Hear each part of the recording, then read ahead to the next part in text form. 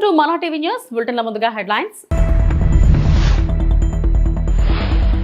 భారత్ పర్యటనకు వచ్చిన ఫ్రాన్స్ అధ్యక్షుడు మెక్రాన్ కు ప్రధాని మోడీ ఘన స్వాగతం.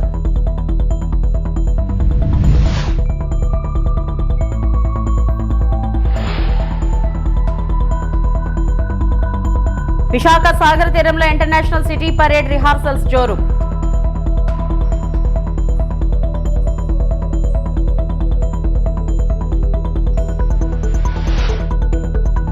తిరుమల శ్రీవారి సేవలో అమెరికా క్రికెటర్లు.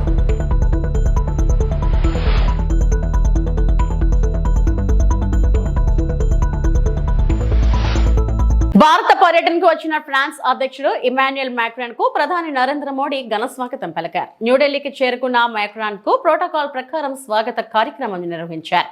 ఈ పర్యటనలో భారత్ ఫ్రాన్స్ మధ్య ద్వైపాక్షిక సంబంధాలు, రక్షణ సహకారం, వాణిజ్యం, అంతరిక్ష పరిశోధన, అణుశక్తి, పునరుత్పాదక ఇంధన రంగాల్లో భాగస్వామ్యంపై చర్చలు జరగనున్నాయి. ఇరు దేశాల మధ్య వ్యూహాత్మక భాగస్వామ్యాన్ని మరింత బలోపేతం చేయడం ఈ సమావేశాల ప్రధాన లక్ష్యంగా ఉంది. ప్రధాని మోడీ అధ్యక్షుడు మెక్రాన్ మధ్య జరిగే ద్వైపాక్షిక సమావేశంలో కీలక ఒప్పందాలు కుదిరే అవకాశం ఉందని అధికారులు తెలిపారు.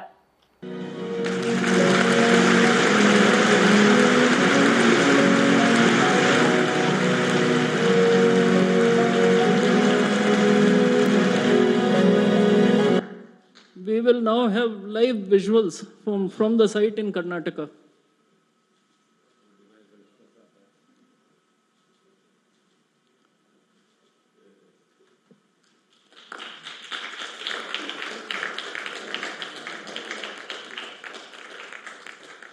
This concludes the inauguration ceremony of the H125 final assembly line facility.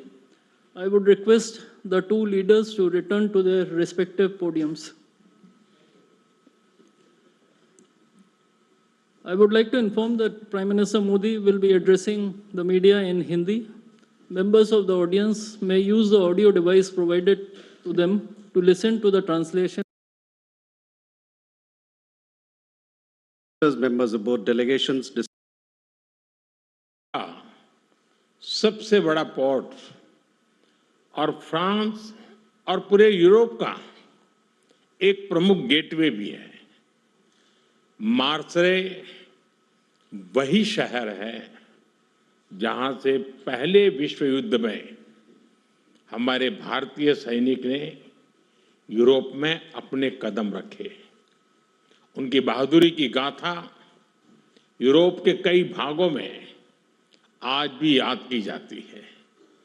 और यह वही शहर है जहां स्वतंत्रता सेनानी वीर सावरकर ने अंग्रेजों की पकड़ से निकलने के लिए समुद्र में छलांग लगाई थी. उनका यह कदम भारत की आजादी के लिए उनके अटूट संकल्प का प्रतीक था. मुझे पिछले वर्ष मार्चे में उनको याद करने का और उन्हें नमन करने का अवसर मिला था.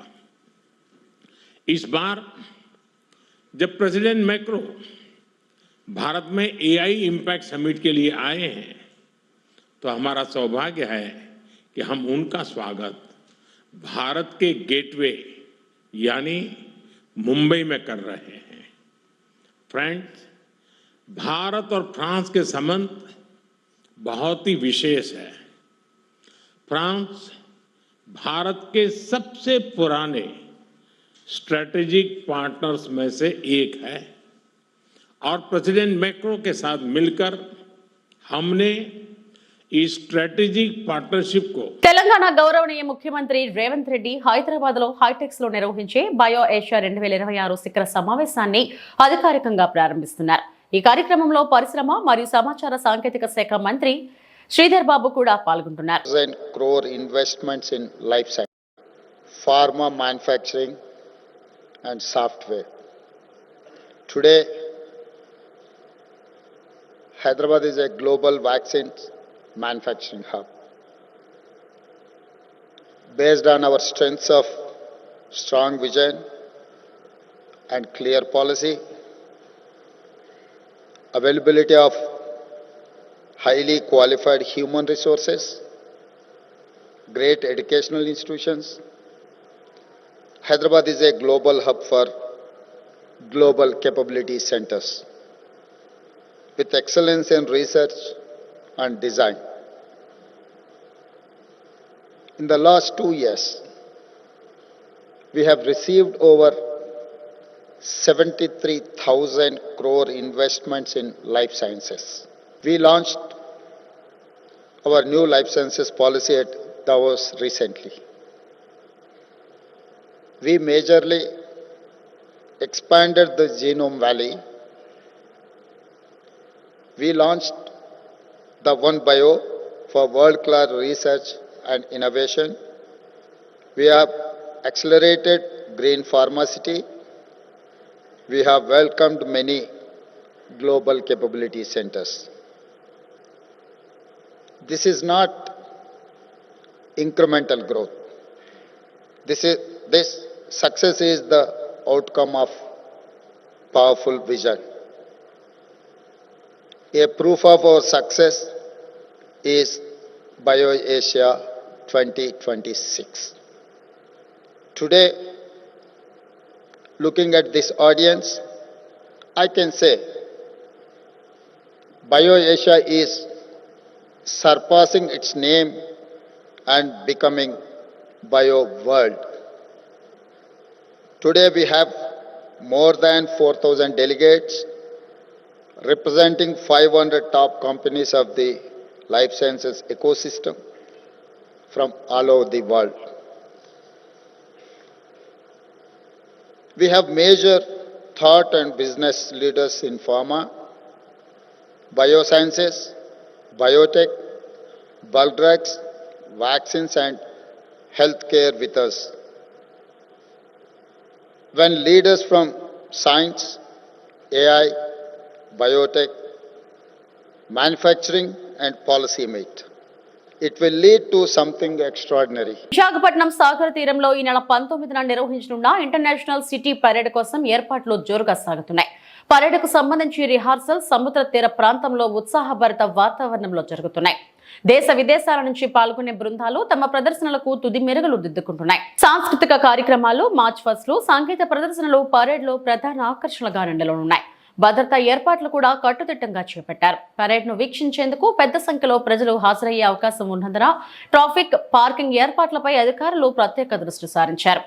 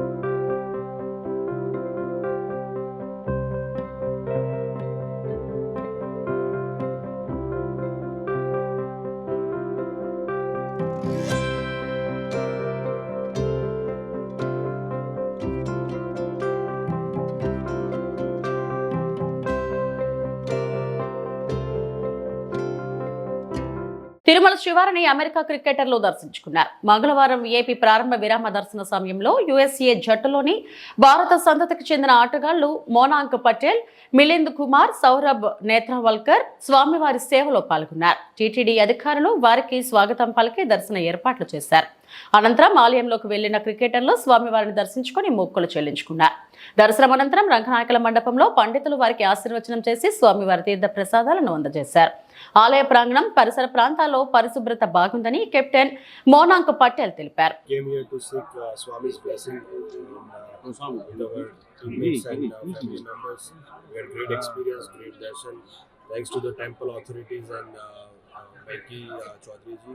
The entire Tirumala and the temple area is very clean and highly maintained. I would like to thank ICC, BCCI and Andhra Pradesh Cricket Association, and special thanks to Satish Babu sir. Om Namah Venkateshwara. Sir, what about your team? What about your team, sir? World Cup team? We still have 2 days to wait until Pakistan and Namibia game. once we see the result, we will know. I'm very grateful, first of all, to get the opportunity to play at this big stage, and especially getting the chance to play World Cup in India. It's very big for us, and I'm very grateful to have this opportunity to visit. Thank you for the temple authorities, Satish Babuji and Venki Chaudhary sir. We had a great, blessings. We came here for the blessings and we got it. ప్రముఖ సినీ నటుడు అర్జున్ కుటుంబంతో కలిసి కొండగట్టు ఆంజనేయ స్వామిని దర్శించుకున్నారు. ఈ సందర్భంగా అర్చకులు, అధికారులు వారికి ఆలయ మర్యాదలతో స్వాగతం పలికారు.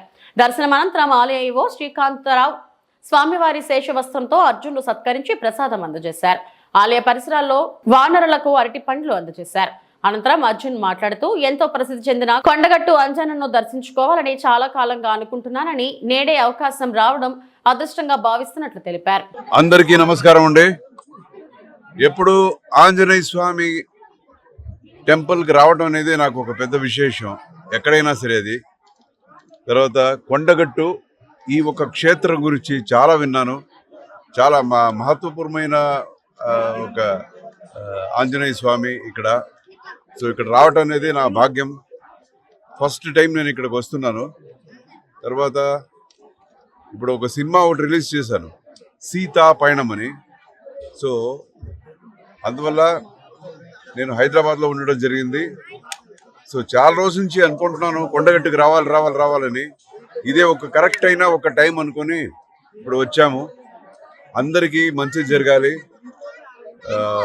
సర్వే జన సుఖినో భవంతు. చిత్తూరు నగరంలోని పలు ప్రాంతాల్లో సోమవారం అంకాల పరమేశ్వరి మయాన సేవ కార్యక్రమాన్ని అత్యంత వైభవంగా నిర్వహించారు. కైలాసపురంలో ఆలయ కమిటీ ప్రతినిధులు Setu Vasantha, Chittoor municipal corporation corporator Ganesh, మాజీ కౌన్సిలర్ జయకుమార్ ఆధ్వర్యంలో నిర్వహించారు. ఈ సందర్భంగా వారు మీడియాతో మాట్లాడుతూ 2015వ సంవత్సరంలో అమ్మవారి ఆలయానికి మహా కుంభాభిషేకం చేశామన్నారు. నాటి నుంచి గత 7 సంవత్సరాలుగా అమ్మవారి మయాన సేవ ఉత్సవాన్ని అత్యంత వైభవంగా నిర్వహిస్తున్నామన్నారు. ఈ క్రమంలో మట్టితో తయారు చేసిన దక్షుడిని సంహరించే ఘట్టాన్ని ప్రత్యక్షంగా చేపట్టారు. ఈ కార్యక్రమాన్ని చూసేందుకు చిత్తూరు నగరంతో పాటు పరిసర ప్రాంతాల నుంచి భారీ సంఖ్యలో ప్రజలు తరలివచ్చారు. అదేవిధంగా స్థానిక గురుప్పనాయుడు వీధిలో చిత్తూరు మున్సిపల్ మాజీ కౌన్సిలర్, ఆలయ కమిటీ చైర్మన్ కేఎం కుమార్ ఆధ్వర్యంలో గిరిపీఠం, మసీదు మిట్ట, స్థానిక మున్సిపల్ కూరగాయల మార్కెట్ ప్రాంతాల్లోని అంకాల పరమేశ్వరి మయాన సేవ ఉత్సవాలు తోటపాలెం నీవా నది వద్ద ఘనంగా జరిగాయి. తెలిసిన అంకాల పరమేశ్వర గుడికి 2014 సంవత్సరంలో పెట్టాము. 2015లో కుంభాభిషేకం చేసి గత 7 సంవత్సరాలుగా ఇక్కడ మయాన ఉత్సవం చేస్తున్నాము. అదే మరి ఇది 8వ సంవత్సరం. ఇక్కడ భక్తులందరూ ప్రతి ఒక్కరు వచ్చి స్వామి దేవుని తరించి ఆమె కోరిన కోరికలు అట్టే నెరవేరుస్తున్నది. అందువల్ల ఎక్కువ జనాభా వస్తున్నారు.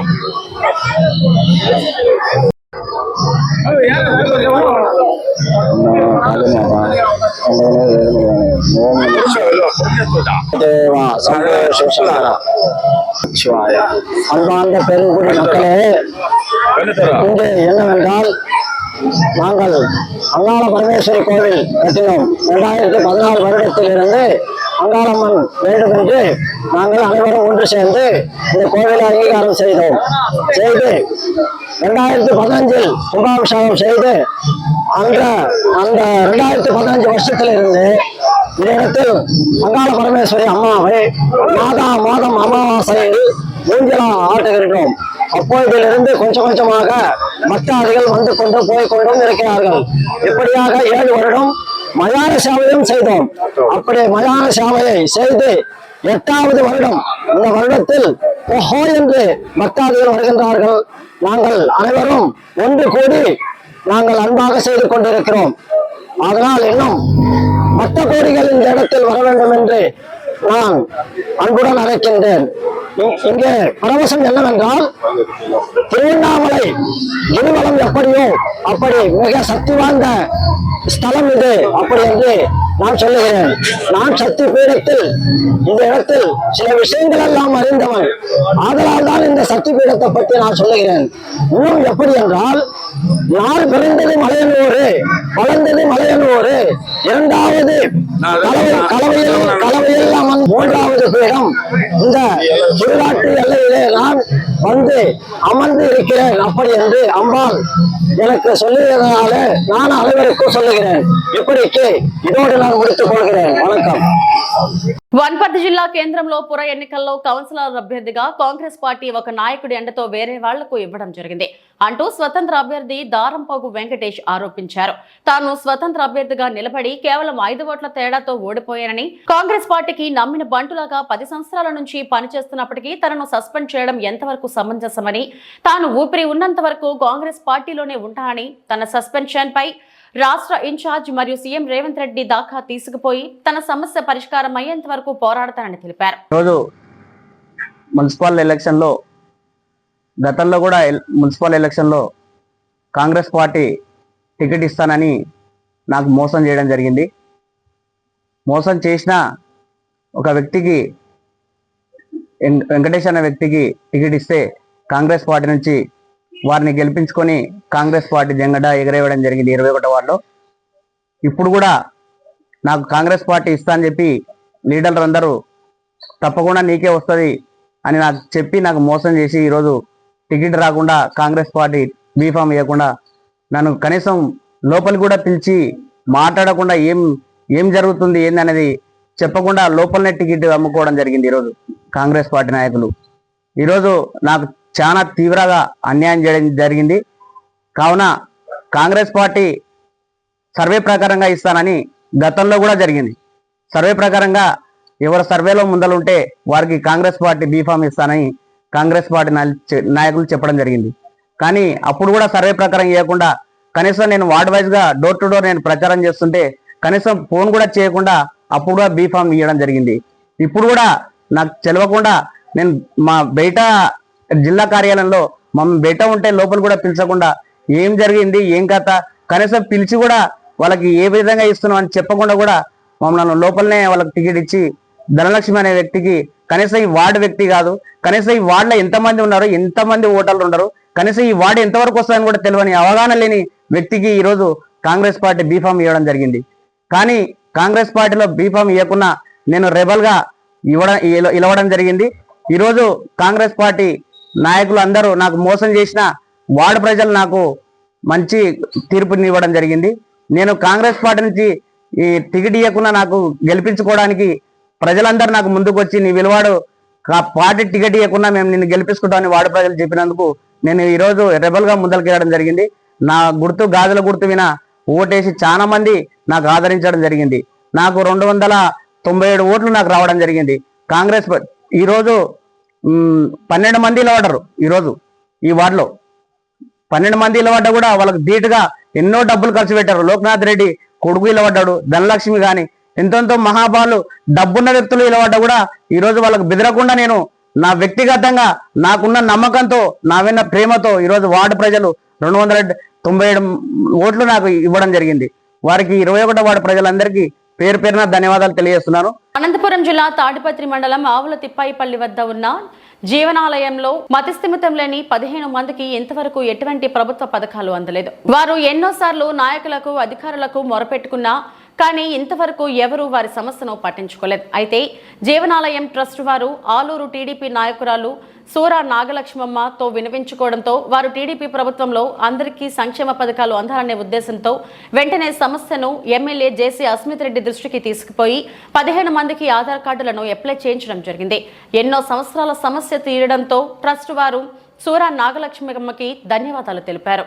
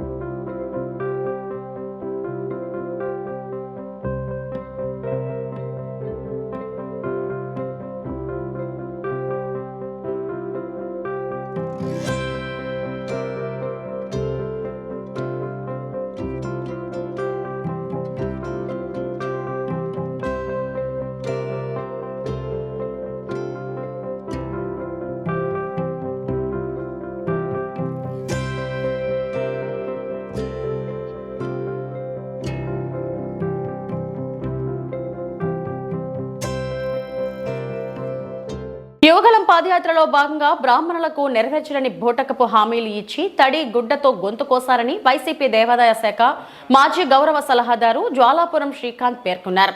ఎన్నికల్లో బ్రాహ్మణుల ఓట్లు దండుకొని అధికారం చేపట్టాక బ్రాహ్మణ సంక్షేమానికి ఒరగబెట్టిందేమీ లేదని కూటమి ప్రభుత్వంపై జ్వాలాపురం శ్రీకాంత్ ఆగ్రహం వ్యక్తం చేశారు. ఈ రోజు అనంతపురం నగరంలోని వైసీపీ కార్యాలయంలో నిర్వహించిన మీడియా సమావేశంలో ఆయన మాట్లాడారు. బుచ్చి రాంప్రసాద్ బాబు బ్రాహ్మణ కార్పొరేషన్ చైర్మన్ తక్షణం శ్వేతపత్రం విడుదల చేయాలి. యోగలం పాదయాత్రలో భాగంగా ఇచ్చిన హామీలు బోటకం బ్రాహ్మణుల సంక్షేమం కోసం కూటమి ప్రభుత్వం ప్రకటించిన ఒక్క హామీ అయినా నెరవేర్చారా అంటూ కూటమి ప్రభుత్వాన్ని ప్రశ్నించారు. వారి ఎన్నికల మేనిఫెస్టోలో చూడండి, దేవాలయాలకు సంబంధించి బ్రాహ్మణులకు సంబంధించి రకరకాలుగా హిందూ దేవాలయ సత్రాలు ఆస్తులపై హిందూ ఎండోమెంట్ బోర్డు ఏర్పాటు చేస్తామన్నారు. ఇంతవరకు లేదు.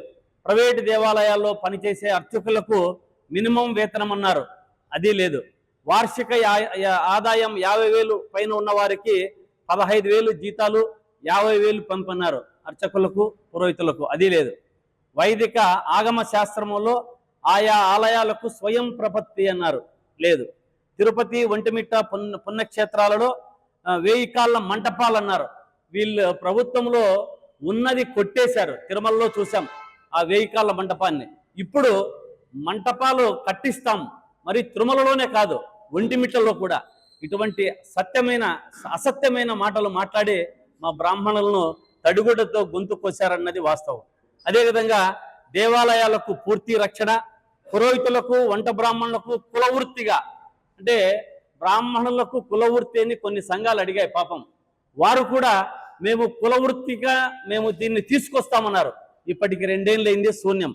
తిరుపతిలో అన్ని దేవాలయాలతో పాటు పూజారితో పాటు ఒక బ్రాహ్మణుని ట్రస్ట్ బోర్డుగా నియమిస్తామన్నారు, అది లేదు.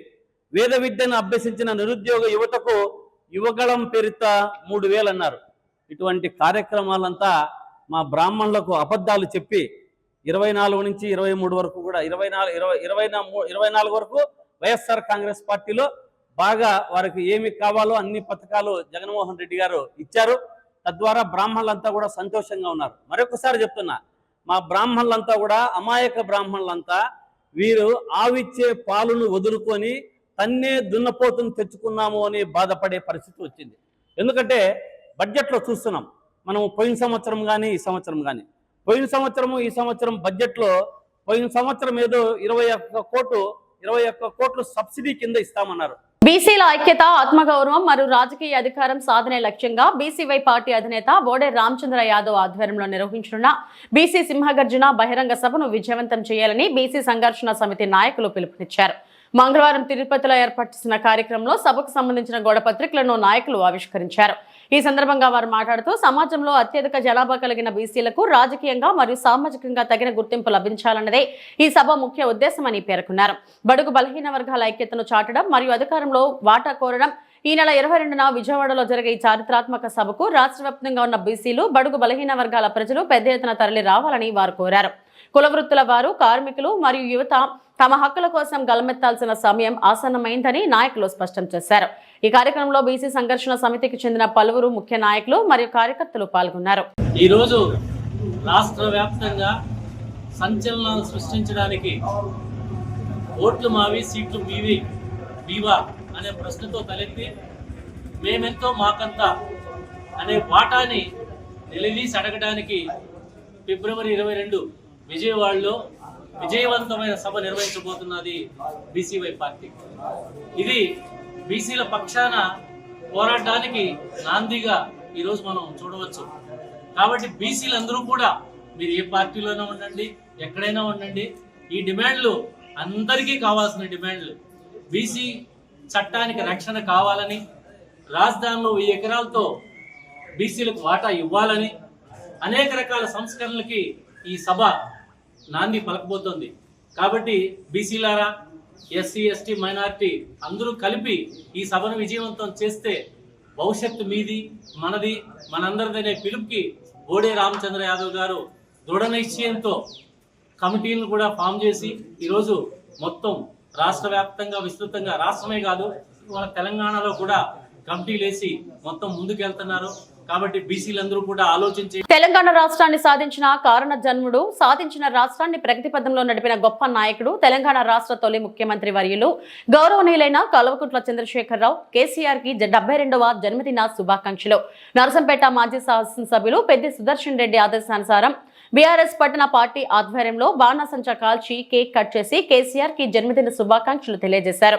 నరసంపేట మున్సిపల్ బీఆర్ఎస్ పార్టీ శ్రేణులు రాష్ట్రం కోసం 4 కోట్ల ప్రజల ఆకాంక్షను 62 ఏళ్ల కలను సాకారం చేయడమే కాకుండా తన ప్రాణాలను పణంగా పెట్టి ప్రత్యేక రాష్ట్రాన్ని సాధించి తెలంగాణ జాతిపితగా ప్రజల హృదయాల్లో కేసీఆర్ చెరగని స్థానాన్ని సంపాదించుకున్నారు. తెలంగాణ జాతిపిత కేసీఆర్, లాంగ్ లివ్ కేసీఆర్, తెలంగాణ జాతిపిత కేసీఆర్.